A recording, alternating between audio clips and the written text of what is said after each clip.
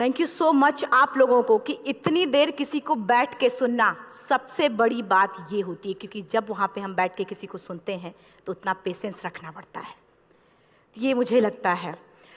और एक्चुअली मैं 26 साल की हूँ। 2011 में चलती ट्रेन से मुझे कुछ बदमाशों ने, मैं वॉलीबॉल चैंपियन भी रह चुकी हूँ, 2011 में चलती ट्रेन से मुझे बदमाशों ने एक गोल्ड चेन पहनी थी, चलती ट्रेन से मुझे उठा के बाहर फेंक दिया था। लखनऊ से दिल्ली आ रही थी मैं। कंपार्टमेंट में बहुत सारे, जनरल कंपार्टमेंट था, बहुत सारे लोग थे, किसी ने मना नहीं किया। एक प्लेयर का जो स्पिरिट होता है वो अपने आप, जब कोई छीनने की कोशिश करता कुछ भी, वो देता नहीं है, तो मेरे में भी था। मैंने मना किया और उन्होंने मुझे चलती ट्रेन से, वो 4-5 थे, उन्होंने बाहर फेंका। दुर्भाग्य ये था कि उसी समय दूसरी ट्रैक से ट्रेन आई और मैं उस ट्रेन में टकराई, फिर नीचे गिरी, दोनों ट्रेनें निकल गईं। कुछ देर बाद मैंने हाथ को ऐसे रख के उठने की कोशिश किया तो देखा कि मेरा पैर कट चुका था। थाई को उठा के देखा, मेरा पैर ऐसे जीन्स में लटका हुआ था, ब्लड फोर्सफुली निकल रहा, दूसरे पैर की हड्डियाँ टूट टूट के बाहर निकल चुकी थी।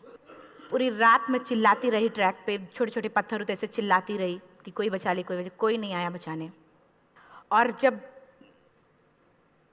पूरी रात चिल्लाते चिल्लाते इतना कि मुझे दिखाई भी देना बंद हो गया, जब ट्रेन आता था तो वाइब्रेट होता था।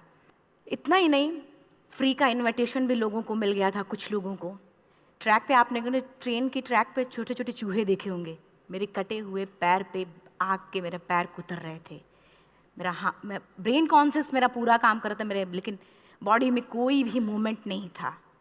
पूरे पल में वही चीज़ें सोच कि कैसे मैं अपने आप को कैसे बचा पाऊँ। लेकिन करीब पूरी रात ऐसे बीता। सुबह गांव वालों ने मुझे बरेली डिस्ट्रिक्ट हॉस्पिटल यूपी में है, वहाँ पे हुआ था ये।